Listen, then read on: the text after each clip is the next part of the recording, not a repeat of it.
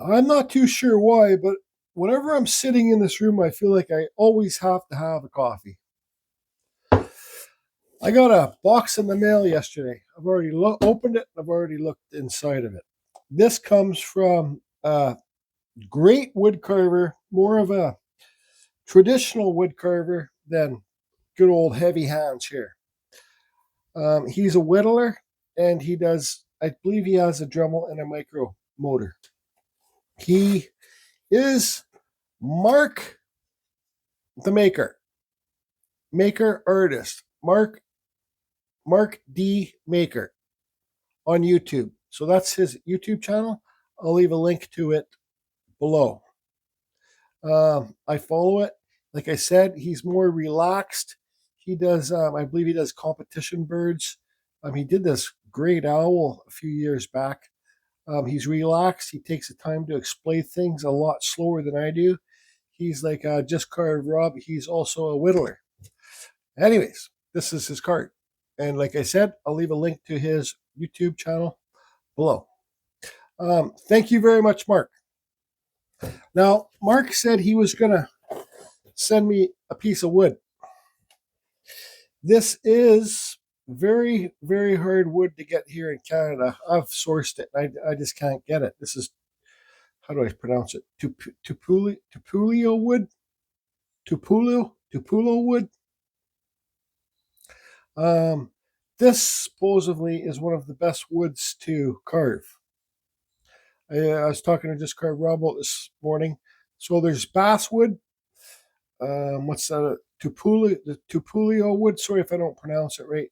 And limey wood. Like, it's not lime. It says lime. It sounds like lime, but it's not lime wood. And they're all believe the same type of tree. Now, I believe this wood grows kind of in hot, swampy areas. So, Mark the Maker, thank you very much for sending me this piece of wood. I have no idea what I'm going to carve in it because, well, it's a special piece of wood for me to carve. I'll say it's a lot. You can see how soft it is. I'll just dent it with my finger right there. Supposedly, this wood doesn't get as fuzzy when you're carving it with power carving tools like the Dremel stuff.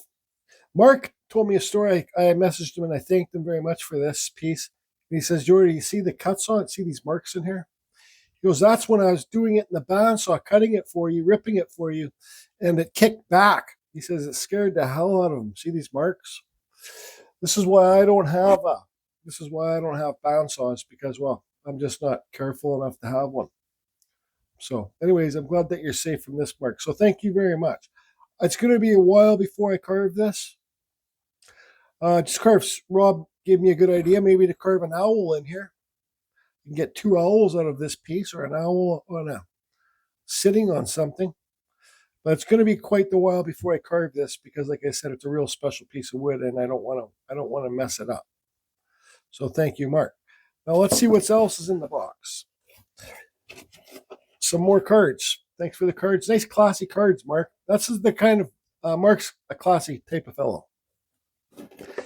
This is a spoon that he just blocked out. You can see there's bandsaw marks there, but he just blocked it out with his gougers or whatever.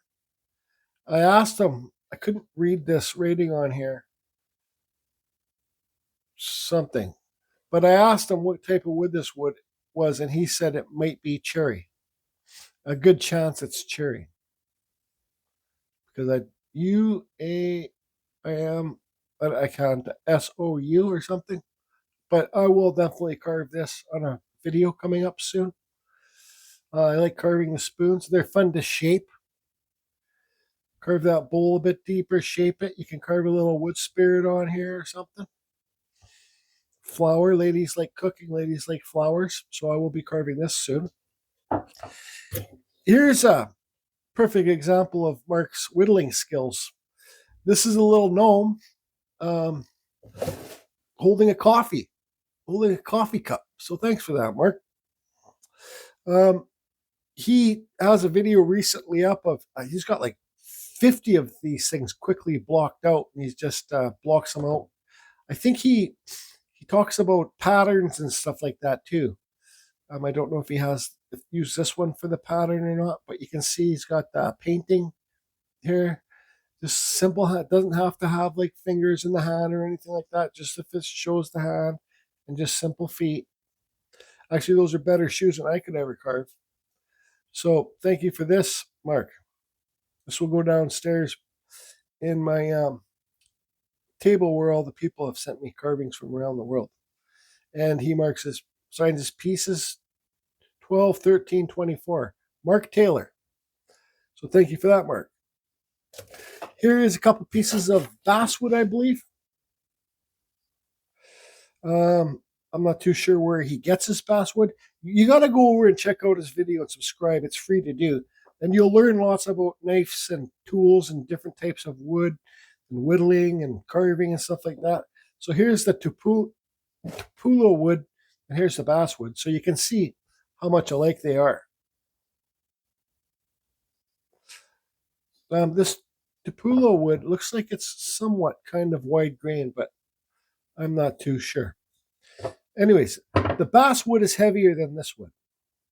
If anybody has any source to this wood, this stuff here, can you please contact me at canadian1dude@gmail.com? Not the word one. It's just the Canadian, the number one dude@gmail.com. And if anybody else has a source to cottonwood bark, please send me an email. So thank you for all this, Mark. Now here's a really special, this is the last piece he sent.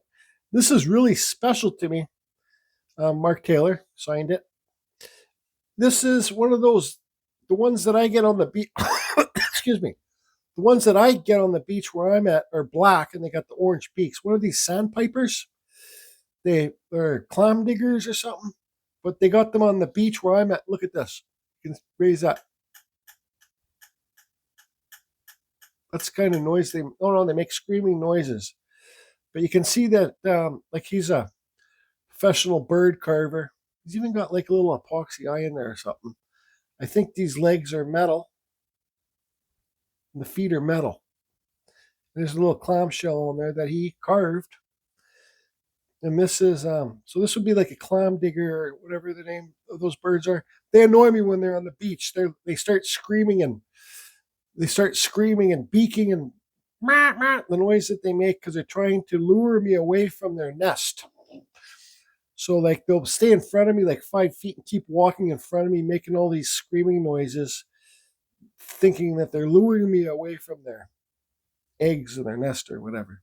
Not that I'd ever heard it. Anyways, great job, Mark. And this will definitely go downstairs. I might even put this one on once I get my Just Carved Rob shelf up. Put this one on my Just Carved Rob shelf with all his carvings.